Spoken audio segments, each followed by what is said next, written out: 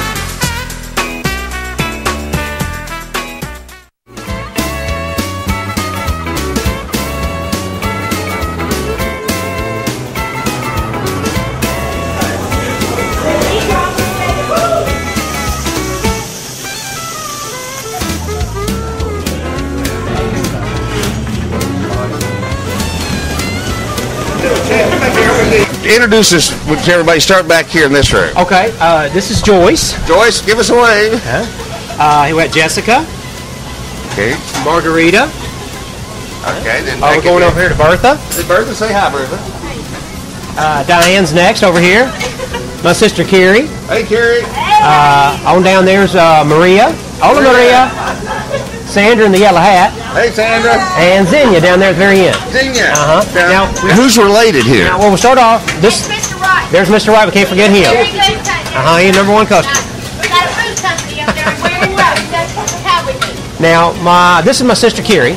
Okay, that's the first relation. Then we got Diane right here, and Joyce back here are sisters. Joyce, we met Joyce too. Yeah. They're sisters. Yeah.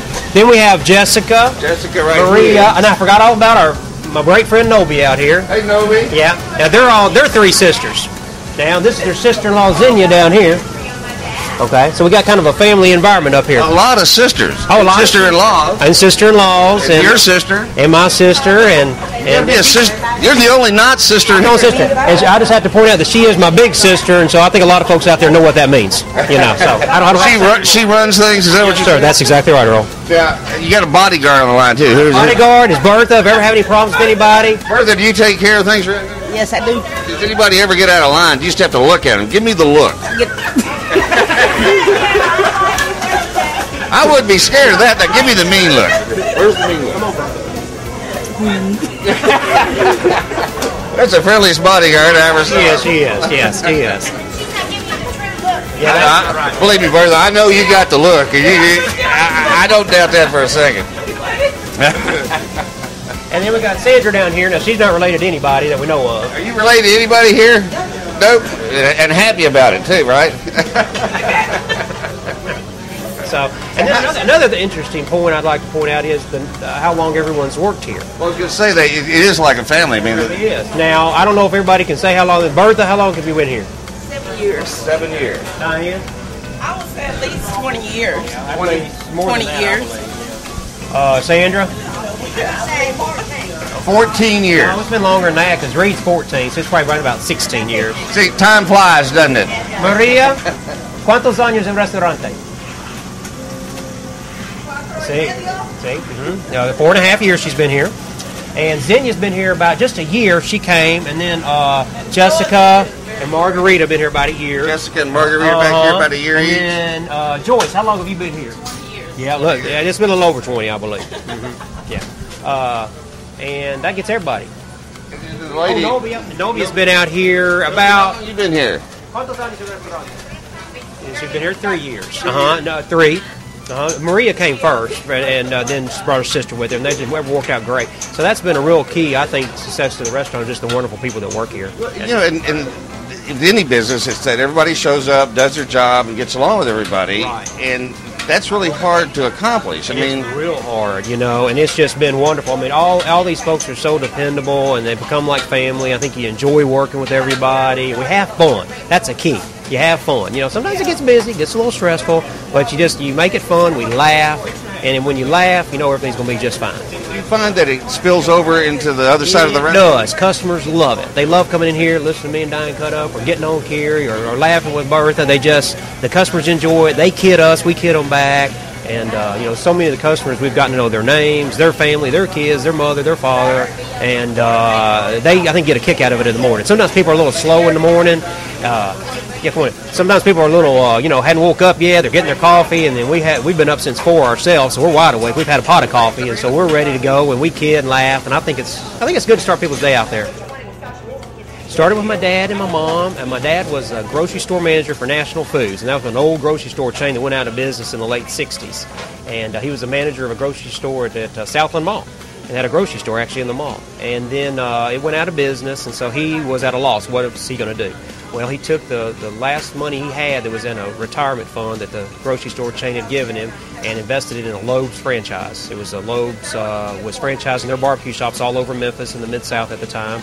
And he did that. It was in Parkway Village at Knight Arnold Road.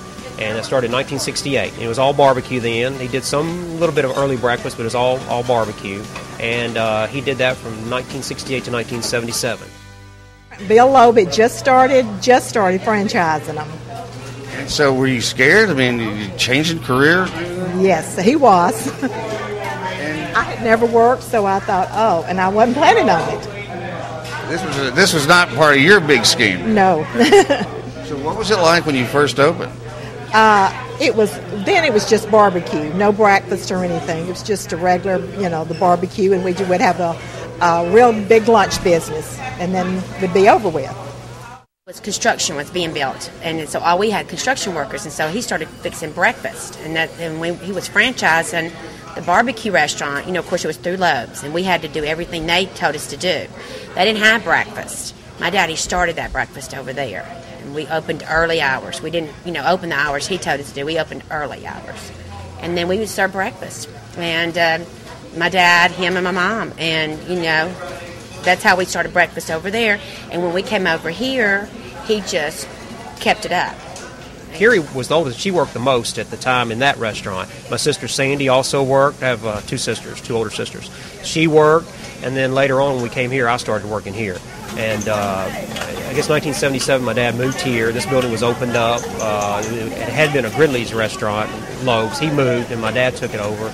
And still served barbecue, but evolved into serving a country breakfast with homemade biscuits. And he basically got the recipe from his mother. He's from Calhoun County, Mississippi, and he basically loved country breakfast, loved homemade biscuits, and appreciated, that type of food. And he kind of was part of it because they were getting up early to cook the barbecue anyway, so they were here. Part of it was. We were here, and that was at the same restaurant. That's what my mom said. She said, you were already here, you were cooking the barbecue, and then customers would come in and start asking, well, can I have an egg sandwich? Can I have this? And so my dad started seeing an idea of like, wait a minute, breakfast is going to sell. Now, this, Earl, was before McDonald's started popularizing the breakfast items. They used to just have lunch and dinner, and then they came along and made breakfast a fast food item.